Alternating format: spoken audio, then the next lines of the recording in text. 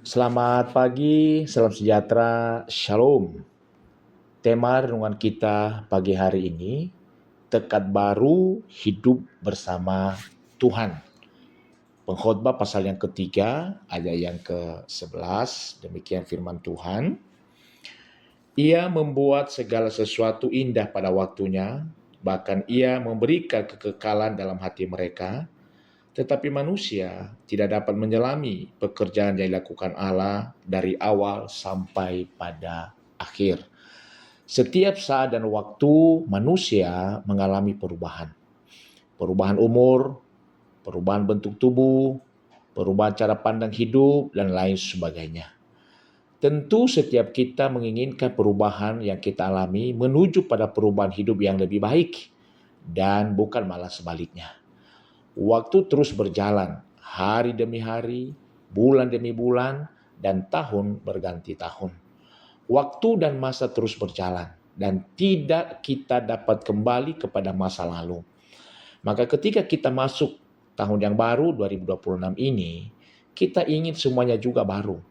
Ada perubahan kehidupan dan harapan baru yang lebih baik. Di tahun yang baru ini, banyak orang akan membuat tekad yang baru, berbeda dengan tahun yang lama. Ada yang bertekad untuk menguruskan badan, lebih banyak berolahraga, menjaga makanan yang sehat, dan mengamalkan gaya hidup yang lebih sehat. Banyak orang Kristen yang bertekad untuk lebih banyak berdoa, membaca Alkitab setiap hari, dan teratur ke gereja, melayani Tuhan. Tetapi seringkali mereka gagal untuk menepati apa yang telah menjadi tekad mereka di awal tahun. Mengapa? Alasan satu-satunya adalah karena mereka tidak mempunyai kekuatan untuk melakukannya.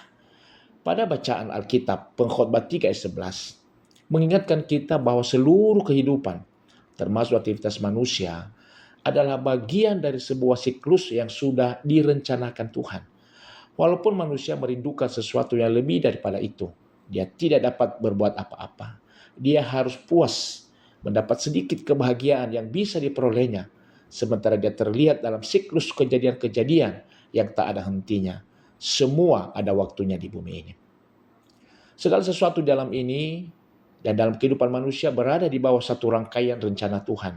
Ada masa atau periode yang ditetapkan dan waktu kejadian yang ditentukan sebelumnya untuk semua yang terjadi di bawah matahari.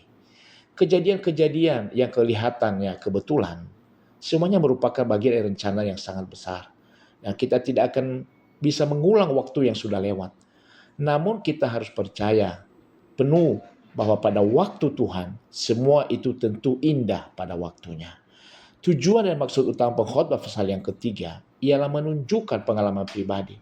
Apabila semua tujuan dan berkat-berkat duniawi itu sendiri dijadikan tujuan akhir daripada hidup kita, maka itu akan membawa pada kekecewaan dan kehampaan.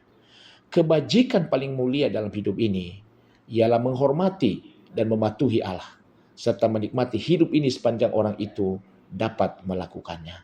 Hal ini mengingatkan kita untuk menggunakan waktu kita dengan baik selama hidup di dunia ini, percaya kepada Tuhan, dan waktu yang telah ditentukannya, bukan malah hidup dengan sia-sia dan semau diri kita sendiri.